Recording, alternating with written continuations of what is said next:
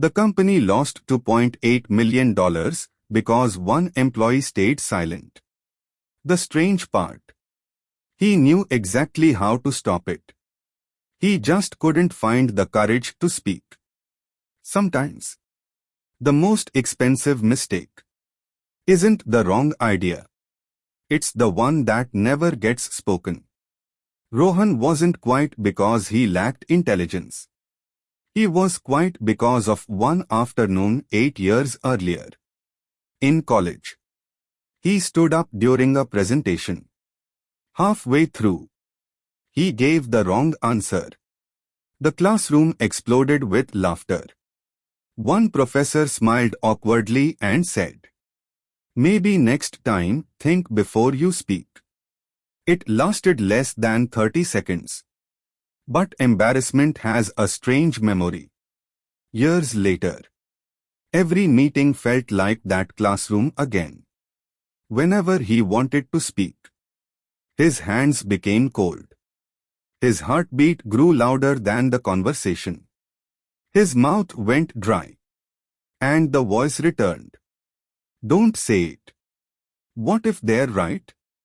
What if you are not as smart as they think?" Nobody in the office knew. To everyone else, Rohan was simply the quiet guy.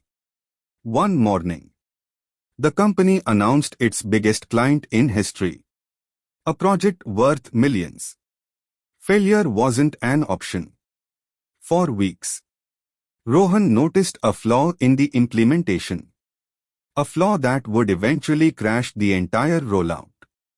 Every night, he opened his laptop, prepared slides, practiced what he'd say, then deleted everything.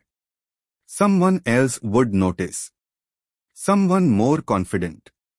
Someone who actually belonged in that room. The launch was delayed because of bad weather. So was Rohan's flight home. 4 hours. Gate 27. An elderly man noticed Rohan staring at his presentation without touching it. "You've rewritten that slide 6 times. Rohan laughed. "I've never actually presented it." The man smiled. "Then the problem isn't your presentation. It's your audience." Rohan looked confused. The man reached into his bag. A worn copy of The Courage to be Disliked. He opened one page. Then said something Rohan would remember forever. "The prison isn't built by people who judge you. It's built by the version of you that believes they should." The old man continued. "Tell me, if nobody could laugh at you, would you still stay quiet?" "No." "Then your fear isn't speaking. Your fear is borrowing opinions that haven't even been spoken yet." 2 days later. Launch day. Halfway through the presentation, everything stopped. Exactly where Rohan predicted. The room erupted. People searched for answers. Senior executives joined the call. The client was waiting. Millions of dollars.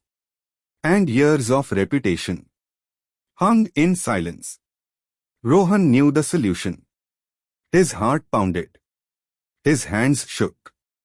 The old voice returned. "Stay quiet."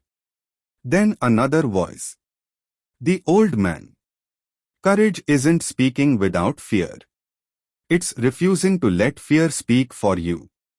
Rohan stood. Not because he felt brave. Because staying silent had finally become scarier than speaking.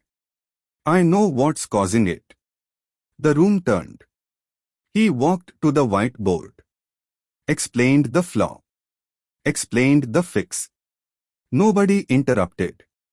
Nobody laughed. 20 minutes later, the system came back online. The client stayed. The project survived. Weeks later, everyone congratulated Rohan. Some called him brilliant. Others said, "Why didn't you tell us sooner?" He smiled. Because the real victory wasn't saving the project. The real victory happened the moment he stopped asking permission to use his own voice. Months later, he passed through the same airport. Gate 27. The chair beside the window was empty. He never saw the old man again. Never learned his name. But every important conversation afterward. That voice traveled with him. Most people don't lose opportunities because they lack talent. They lose them because they surrender to imaginary critics. As the courage to be disliked teaches. You cannot control the opinions people will have about you. But you can decide whether those opinions are written by reality or by your imagination. Years from now, you won't remember every opinion people had about you. But you'll remember every dream, every idea, and every chance that died because you were waiting for if this story made you stop and think. Don't let it remain just another story. Take one lesson. Apply it this week. And see what changes. That's why Lifecraft Stories exists. Not to give motivation for a few minutes, but to help ordinary professionals build extraordinary careers and meaningful lives through powerful stories inspired by timeless books and real workplace experiences. If you enjoy stories that help you grow in your career, relationships, health, and wealth, then you're in the right place.